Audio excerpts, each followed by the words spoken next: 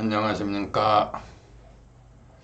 비견겁제 그 여자의 운명 중에서 이제 그 거의 끝부분인데 그 초년대운, 중년대운, 말년대운 그리고 연운 이 부분이 남았습니다.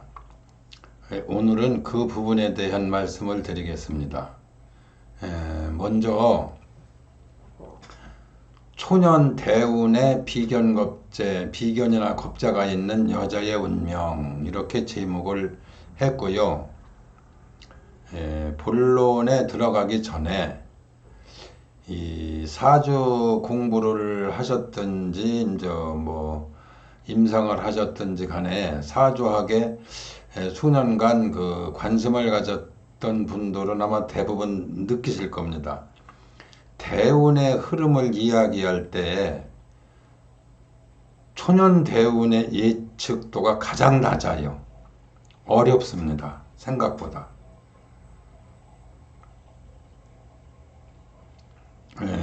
그리고 그 초년 대운을 볼 때는 그 부모라든지 환경이라든지 이런 거를 좀 알고 보면은 훨씬 낫죠. 그런데 이제 대부분은 알지 못하고 귀신처럼 맞춰내야만이 좀 그 신뢰를 받는 그런 경우가 허다하기 때문에 생각보다 초년 대운 보기가 쉽지는 않다. 그리고 실질적으로 초년, 중년, 말년의 운을 말할 때 초년의 운의 예측도가 가장 떨어져요. 그 점을 알고 하셔야 됩니다. 그것이 사주학의 한계인지도 모르겠어요. 그리고 또 하나, 대운이나 연운을 볼 때 천간을 위주로 보는가 아니면 지지를 위주로 보는가, 천간 50%, 지지 50%로 혼합해서 보는가, 이거에 대한 여러 가지 그 이론도 있고 또 주장도 있고 그런데 옥문관 사주학으로 운을 보실 때는 우선은 천간을 먼저 보십시오. 그러니까 제가 설명하는 부분들은 천간 위주로 설명이 되어 있습니다. 이 대운이나 연운은. 그렇다고 그래서 지지의 운을 전혀 무시한다든가 아예 뭐 보지 않는다든가 그거는 무리 같다라는 거죠. 이제 그것을 참고해서 판단을 하되 그 판단 재료는 천간에 있다. 이것이 다른 사주학의 이론과 조금 다른 부분입니다. 그것을 알고서 접근하실 것을 부탁드립니다. 왜냐하면 그 사주학으로 인간의 운명을 보는데 아무리 뛰어난 예측력과 실력을 갖추었어도 90% 100% 이렇게 알 수 있는 방법은 없습니다. 그런 이론이라고 하는 건 존재하는 게 아니에요. 그걸 알고 하셔야 돼요. 정말 전문가라면 50%의 그 예측 능력을 지니고 있다면 아마 입신의 경제에 든 분이다라고 평할 수 있을 거예요. 그렇게 어려운 거예요. 인간의 운명을 뭐 그냥 어떻게 척척척 다 아는 줄 아는데 그런 방법은 존재하지 않아요. 어느 때는 그럴 때가 있어요. 정말 내 자신이 놀랄 정도로 정확하게 그 알아맞춘다든지 예측되는 경우가 있지만 그건 일부분이지 전체는 아닌 거거든요. 그런 점을 그 아시고 접근하셔야 돼요. 그래야 사주학, 즉 이 명리학에서 세월이 많이 간 다음에 다양한 이론을 섭렵하신 다음에 헤매지 않게 돼요.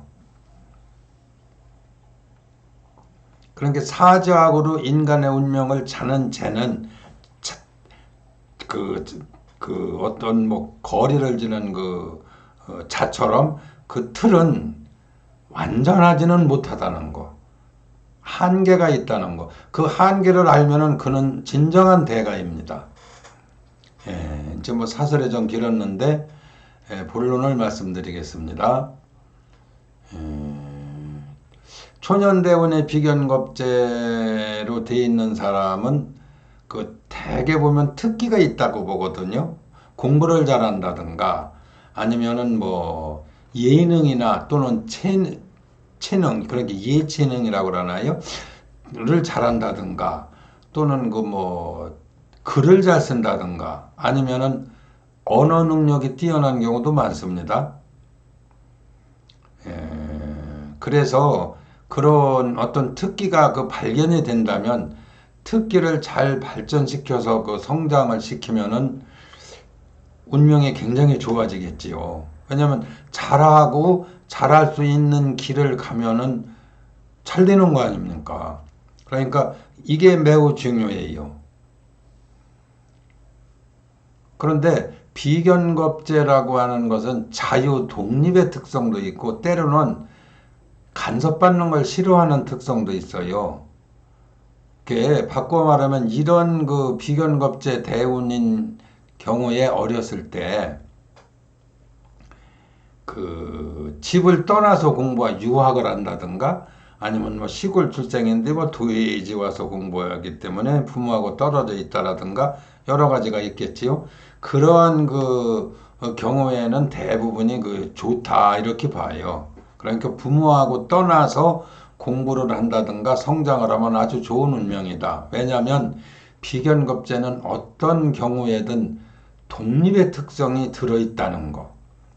그러니까 어렸을 때 독립할 수 있는 길, 혼자일 수 있다는 거는 뭐 학원 문제라면 유학을 간다든가 아니면 좀 집하고 멀리 떨어진 데서 공부를 하기 때문에 집에를 자주 못 온다든가 이런 걸 그 말할 수가 있거든요.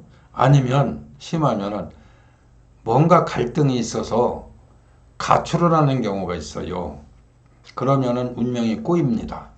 왜냐면은 가출은 그 초년에는 비견 겁제 중에서 겁제의 특성이 더 작용을 많이 해요. 그렇기 때문에 그런 부분에 대한 그 사려 깊은 그 배려가 필요하다는 거예요, 부모들이. 그렇게 초년 대운을 볼 때는 그런 거를 좀 잘 참고하셔야 됩니다. 말이 논리적으로 전개가 안 되는 것 같아요, 지금.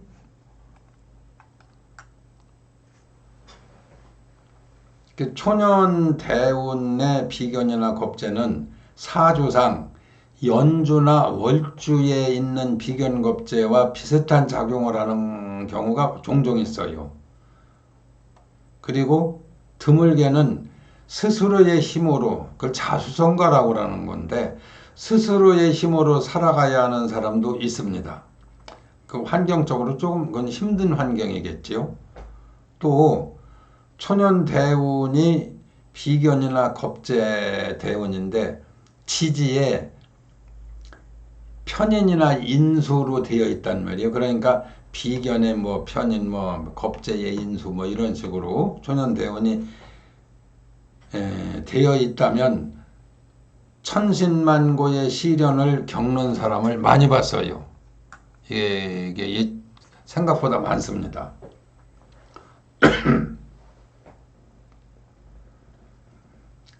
저희 사주학을 거의 보시다 보면은 이건 뭐 깊이 있게 추론하는 게 아니라 무엇에 무엇, 무엇에 무엇식으로 되어 있는 게 아닌가 이런 의구심을 가질 수가 있는데 한번 깊이 있게 들어가 보세요. 적중률을 가지고 따져야 된다고 저는 보고 있습니다. 비견겁제의 인수편인 초년대운이 그렇게 돼 있다라는 말은 가령 갑일주나 또는 을일주일 때에 초년대운이 갑자나 을해로 되어 있단 말이죠. 그것밖에 없어요. 갑을일주에는 비견겁제의 인수편인이라고 하는 거는 육식갑자 중에 딱 갑자나 을해밖에 없습니다. 이것을 비겁의 인성대운이다. 이제 뭐 비견겁제가 돼 있고 그다음에 지지는 인수편인 이러한 구조라고 하거든요. 그거가 보시다 보면은 이게 적중률이 높다라는 걸 느낄 거예요. 비견겁제운에서는 무언가 환경적이든 환경이라는 건 대개 이제 부모와 나와의 관계를 의미하는 거겠죠. 또 자신의 성격 문제이든 가출을 하는 사람이 종종 있는데 독립과 가출은 다르다고 봅니다. 대부분 가출자들은 인생의 길이 매우 험난하다는 점을 꼭 알아야 할 것이다. 뭐 이제 이렇게 정도로 요 정도만 이야기하겠습니다. 초년대운의 비견급제는 그리 깊게 볼 수 있는 부분이 많지가 않다는 점을 아셨으면 좋겠습니다.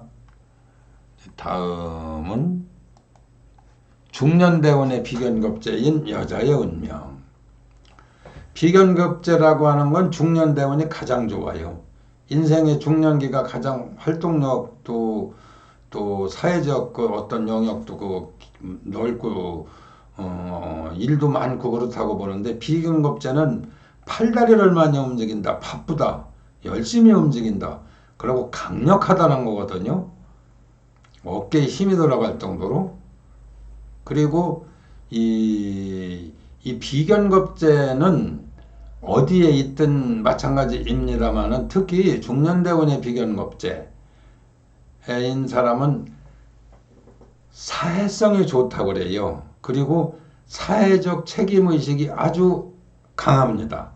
근데 이 부분이 아주 중요하다고 저는 보는데 사회적 책임의식이 좀 많지 않은 사람들이 이 사회에는 생각보다 굉장히 많습니다.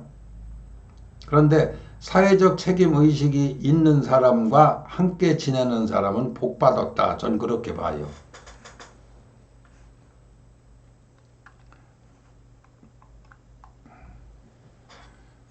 이쪽 화면에 있는 걸 보고 이제 읽기 때문에 얼굴이 자꾸 돌아가는데 성격이 활달하고 생각하는 폭이 넓으며 다소간의 불평이 있어도 내색을 하지 않고 잘 적응할 수 있는 특성을 타고났다. 화합, 그러니까 공동체 생활이 아주 좋다는 거예요. 노력을 아끼지 않는 아주 사회성이 좋은 사람입니다. 이렇게 보거든요. 근데 그런 사람이 굉장히 많습니다. 이 운에. 이런 운을 가지고 있는 사람이. 이것이 중년대운에만 나타나는 게 아니고요. 초년대운이든 중년대운이든 말년대운이든 어떤 그 비견급자가 됐든 인수편인이 됐든 뭐가 됐든 나타났잖아요. 그 대운 기간에만 작용하는 게 아닙니다. 말년대운의 비견급제인 사람은 초년운에서도 비견급제의 그 특성을 지니고 있어요. 예를 들어서 말년대운의 인수편인이다. 그러면 말년에 가야만이 인수편인의 그 영역에 들으니까 그러한 특성을 보일 거 아니냐? 아닙니다. 성격이나 행동은 초년이나 중년이나 그 말년대운 인수편인의 특성을 보여주고 있어요. 이 점이 아마 일반 사주학하고 굉장히 다른 부분일 거예요. 그런데 이거는 검증에 의해서 확인된 부분이지 생각으로 말하는 거 아닙니다. 직접 한번 보세요, 사주를. 말년대운에 인수편인 사람의 한고집 하는 걸 보시라고. 젊어서부터 있거든요. 그리고 초년대운이 지나갔으니까 중년이나 말년에가 있단 말이에요. 그럼 초년대운의 영향을 안 받습니까? 속담에 3살 버릇이 80까지 간다. 들성 무른 나무는 떡잎부터 한다. 이건 진리예요. 어렸을 때 하는 짓이 어떻더니 크니까도 그러더라. 이런 거 있잖아요. 그러니까 영향을 받는 거예요, 서로. 지나갔든 아직 오지 않았든. 이것이 사주학의 묘미라고 저는 봅니다. 다음을 또 말씀드릴게요. 동료, 친우, 친척, 친지, 또 여자니까 시댁, 시가, 친척 등과도 화목하고 잘 도와주며 협조해 장남의 부인으로 가장 좋다라고 하죠. 옛날식으로 말하면 부잣집 만며느리값, 대갓집 만며느리값 이런 평을 받았어요. 근데 요즘은 만며느리는 장남의 며느리니 장손의 며느리니 하는 이런 게 많이 의미가 해석이 달라졌고 실제로도 그렇기 때문에 이런 부분은 굳이 판단 재료로 삼지 않아도 될 거예요. 또 남다른 말하면 장남격 옛날식으로 여하튼 맏딸격 집안을 이끄는 며느리격이라는 것입니다. 사회활동을 하면 아주 좋겠지요. 활력이 있으니까 운세가 강력하니까요. 현대사회에서는 아주 적합한 인물이라고 봅니다. 그런데 이렇게 지금은 아들 하나면 아들 하나, 딸 하나면 딸 하나고 둘, 셋씩 키우는 경우가 그리 많지 않기 때문에 많은 것들이 판단하는데 잘 하셔야 돼요. 그런 부분을 아셔야 돼요. 그런데 맏딸은 맏딸 노릇을 아직도 하는 집안이 많더라고요. 또 이제 결혼해서 살아도 그 생활을 주도한다든가 책임을 진다든가 그런 게 많아요. 장사를 하면은 인심 좋고 교제력이 좋아서 대인관계를 잘하니까 단시일내로 고객이 늘어나고 장사가 번창하는 운명이다. 약 이 중년대원에 장사하는 여자의 60% 정도는 이렇게 나타나고 있었어요. 또 결혼 안고 사는 사람도 요즘에 많잖아요. 사람은 자기의 이름이 사방에 떨치고 결혼한 사람은 남편이 성실하고 돈을 잘 벌어 고생을 모르고 사람을 도와주면서 살아갈 수가 있다. 평안한 세월을 보낼 수 있는 사주를 타고났다고 봐요. 여하튼 누가 벌던 의식에 구애 없이 쓰고 싶을 때 쓰고 남을 도와가며 여유 있게 살아갈 수 있는 팔자다. 이렇게 봅니다. 이런 여자를 장남의 며느리로 또 삼으면은 집안이 번성하고 화목하게 될 수 있는 운명의 소유자라고 봅니다. 아무리 사회적 구조가 다양하게 변했지만 여러 형제인 경우에는 장남의 며느리의 역할이 중요하거든요. 그런 거 없다. 우리는 그래도 안 그런 거예요. 조직이라는 게 몇 사람이 모이면은 리더라는 게 필요하잖아요. 중구난방으로 할 수는 없는 거거든요. 그런 역할에 아주 적합한 사주라는 거죠. 그러니까 좋은 팔자다 이렇게 봅니다. 집안을 일으키는 사주다. 이렇게 봐도 돼요. 그 다음에 국가 또는 이 사회를 위해서 큰일을 할 수도 있다는 사주라고 봐요. 그런데 여기에 뭐든지 그렇습니다. 좋은 점이 있으면 좋지 않은 점도 함께 있는 거예요. 좋은 점만 이야기하고 좋지 않은 점은 이야기를 안 하니까 몰라서들 그렇지. 드물게는 시댁이 폭삭하는 경우가 있어요. 비견겁제가 죽는 데 있는 여자 사주 중에서 몰락하거나 또 시댁이 별 볼 일 없다든지 별수 없다든지 또는 남편이 몰락하거나 보기와는 다르게 본인 자신이 이성 문제 즉 남녀 문제로 시련을 자초하는 분들도 종종 봅니다. 이 부분이 그걸 프로로 정확히 말하긴 뭐한데 제가 말한다면은 20%는 있다고 봐요. 이 사회에 이런 유형에서. 그러니까 이런 점을 잘 분별을 해야 하는데 사주 갖다 놓고 가만히 앉아 있으면서 분별하라면 못하는 거예요.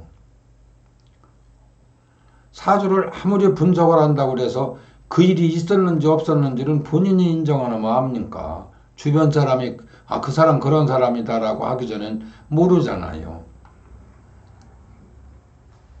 그런 점이 있다는 걸 아시면 돼요. 그 다음에 다음으로 또 넘어가겠습니다. 말년대운의 비견겁제의 여제의 운명. 말년대운의 비견겁제는 좋은 운과 불행한 운의 교차가 차이점이 너무 커요. 그래서 좀 주의 깊게 관찰해야 이를 알 수가 있거든요. 지금은 그 노인 시대에 노인들이 많고 무지하게 늘어나는 시대잖아요. 그렇기 때문에 말년대운의 판단이 매우 중요한 비중을 차지한다고 봐요.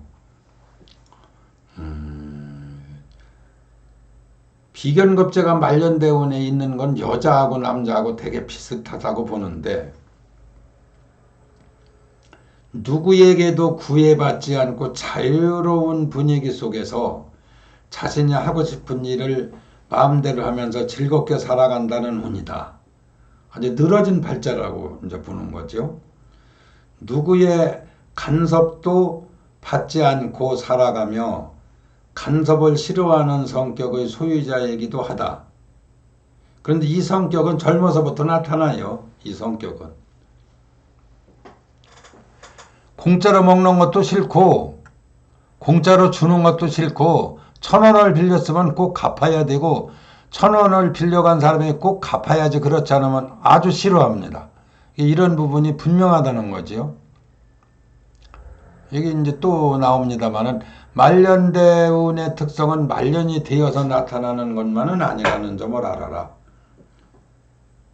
그리고 또 한 가지는 그 여자의 운명과 남자의 운명을 판단할 때 그 조금 틀이 다른 부분이 있어요. 인간이라는 측면에서는 뭐 남녀 평등이 어디 있으면 뭐 그런 게 어디 있겠습니까만은 이 사회는 어느 시대든 간에 신분의 차이도 있었고 남녀의 차이도 있고 그것이 현실입니다. 수천억 대 자산가 집에 방문할 때 시장에서 3,000원, 4,000원, 5,000원어치 사가지고 들고 들어갑니까? 보통 서민들이라면은 내 형편이 그러니까 한 돈 10,000원어치 과일 이렇게 사가지고 봉다리로 이렇게 들고 가서 이렇게 주고 같이 이야기도 하고 해도 아무렇지 않아요. 좋아요. 빈손으로 안 간다는 그런 의미도 있고요. 그런데 수천억 자산가 집에 그거 들고 가보세요. 쳐다나 보겠나? 그렇게 이 사회는 분명히 차이가 있는 거예요. 사주에도 그런 게 있어요. 여자의 운명은 어디까지나 남자의 다른 부분이 있다. 그것이 뭐냐?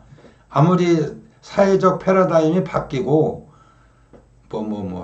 초스피드 시대고 무슨 시대라고 그래도요. 초년에는 부모를 잘 만나는 게 좋고 중년에는 결혼을 해서 남편을 내조해서 출세시킴으로써 자신도 영화가 있게 마련이며, 즉 그게 뭔 말이냐면 남편을 잘 만나는 게 좋고, 또 말년에는 아무리 돈만 가지고 산다고 해도 그거는 그렇지 않아요. 자손에게 희망을 걸고 자손이 출세 성공함으로써 인간 생애의 가치를 얻고, 또한 인생이 살아가는 근본적인 의미도 여기에 있다고 보는 것이 옥문관사주학의 입장입니다. 자기 실현의 시대다 이렇게 하는데 저는 이것이 크게 방향이 잘못되어 있다고 봐요.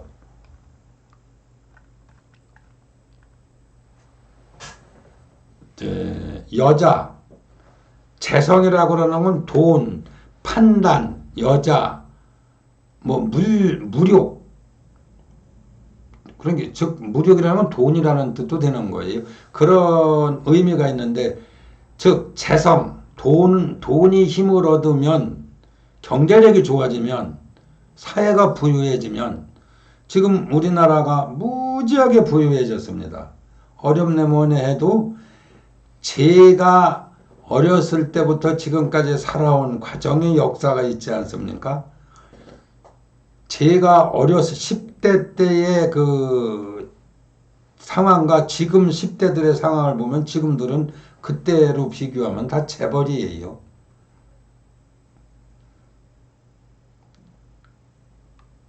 그렇게 재성이 힘을 얻었다 이거예요. 경제적으로는 엄청나게 좋아진 나라입니다. 우리나라 부자입니다. 그러면 그렇게 되면 사회가 좋아지고 행복 지수가 높아지고 고생이 끝, 행복이 시작 이렇게 됩니까? 안 되잖아요. 돈인과 행복을 직결시켜서 가장 그 수치를 높게 보는 나라가 우리나라라고 그러던데 경제력이 좋아지면 다 좋으냐?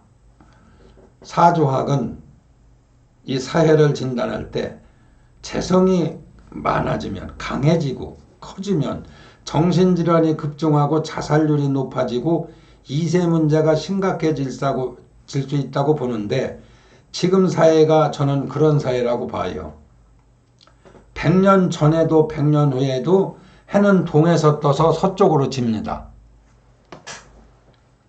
아침이면 해가 떴다고 하지 지구가 돌았다고 하지 않습니다. 과학적으로는 지구가 도는 거지요. 그러나 이 사회는, 이 세상은 과학적인 세계관도 있지만 상식적인 세계관이 그 비중을 더 차지한다는 걸 아셔야 돼요. 아침이면은 해가 떴다고 하지 지구가 돌았다고 안 하잖아요.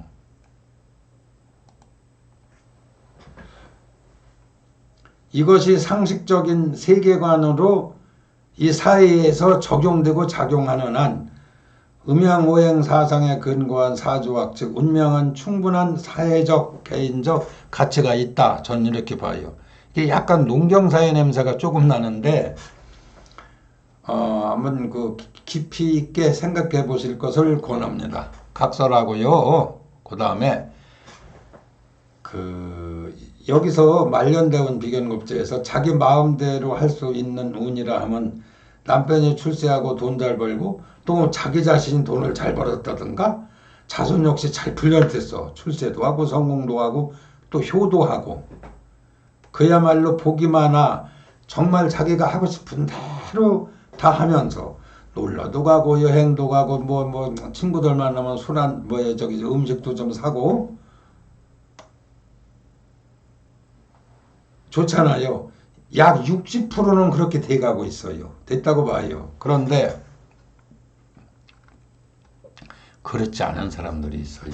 그게 뭐냐? 대부분 남편을 먼저 이별하고 자식이 없든가 자식이 있어도 자식이 출세를 했다 해도 돌보지 않으면 소용없잖아요. 이거 어떡합니까? 강제로 뭐 어떻게 합니까? 죽입니까? 살립니까?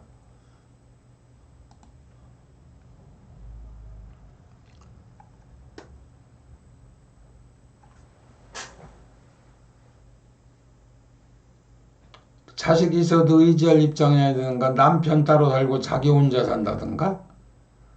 뭐 황혼 이혼이 유행한다 어쨌다는 말이 있는데 글쎄요. 대개 여자분들이 이혼 요구를 많이 한다고 그러는데 약 60% 정도가 깊이 생각해 볼 문제라고 생각합니다.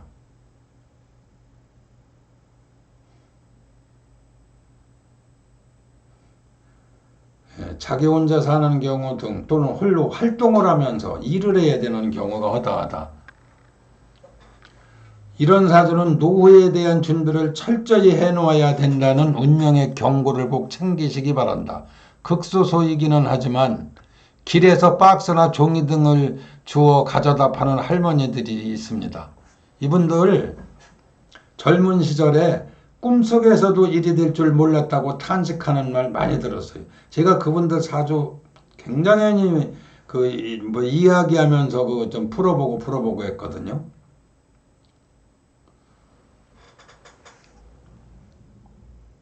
그런 사람들이 대부분이 말년에 비견겁자나 인수편인 말년대운이 제일 많았어요.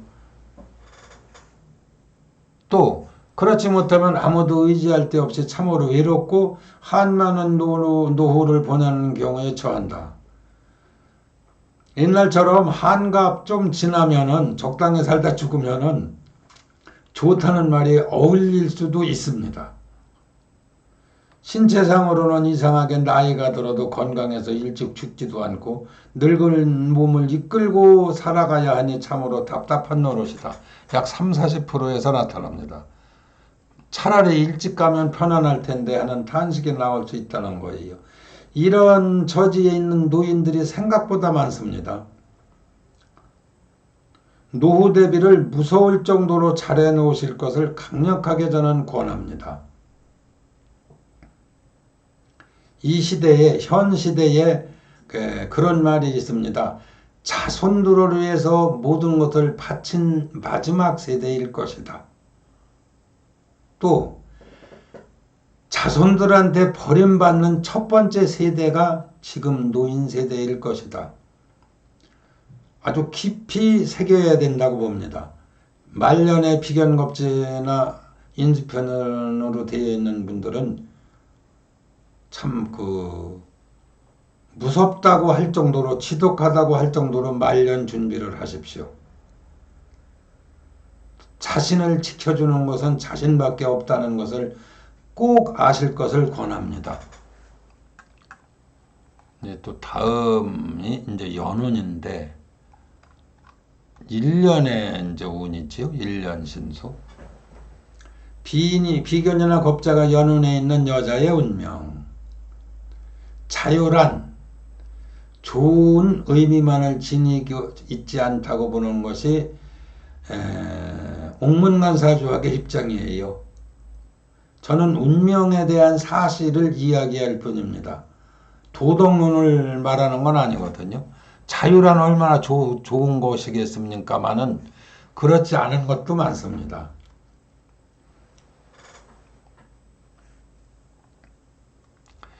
갇혔던 새가 풀려나와 자유로이 날아가는 것.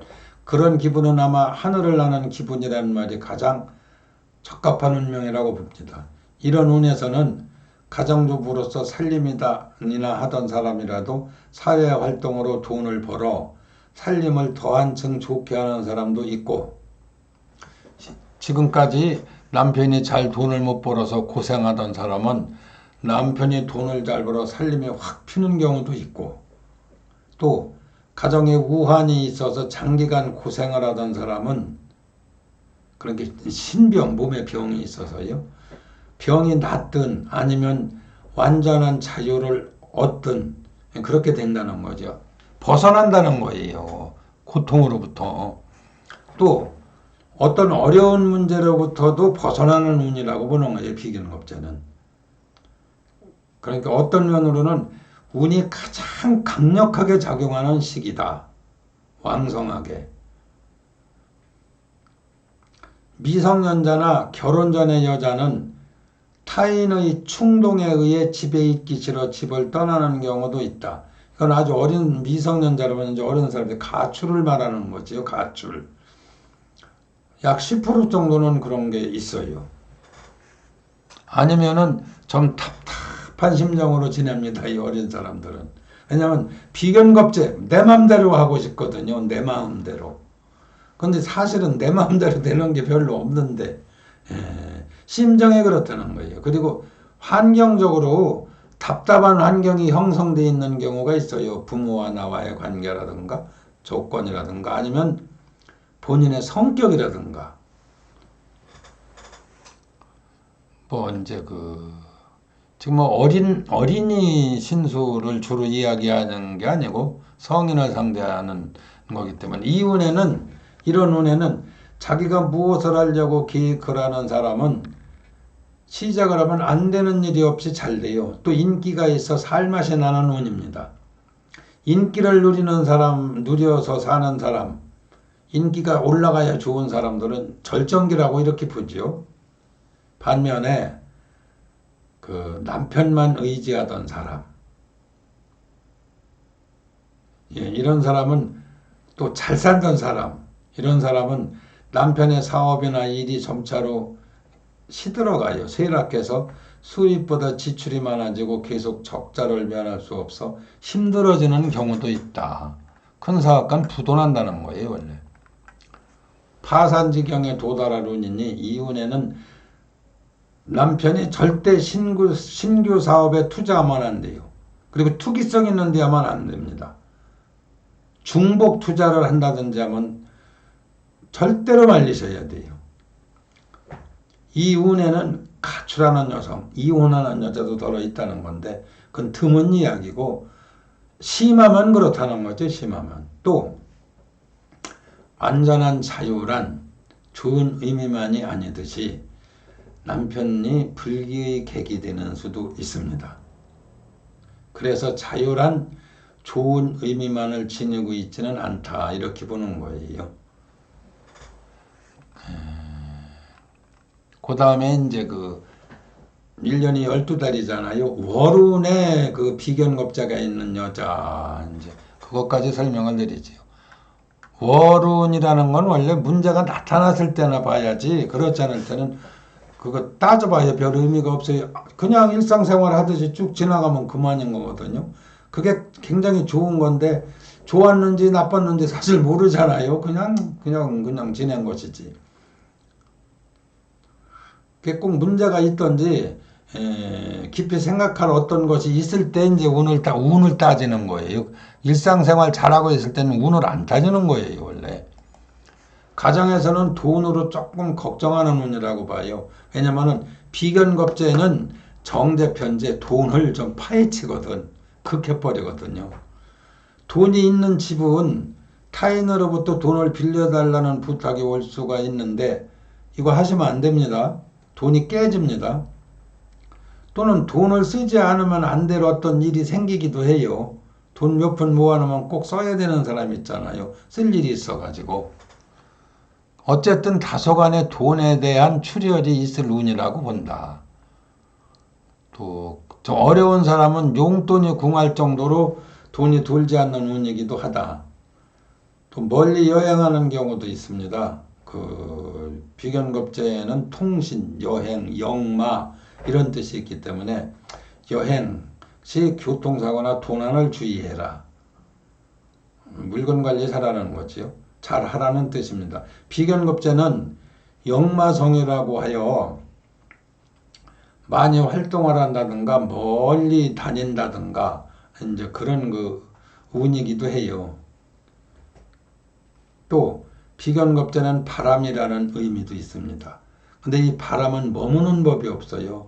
마음이 너무 이렇게 흔들리면 안 된다는 그런 그 어떤 경고성 이야기라고 저는 봅니다. 감사합니다.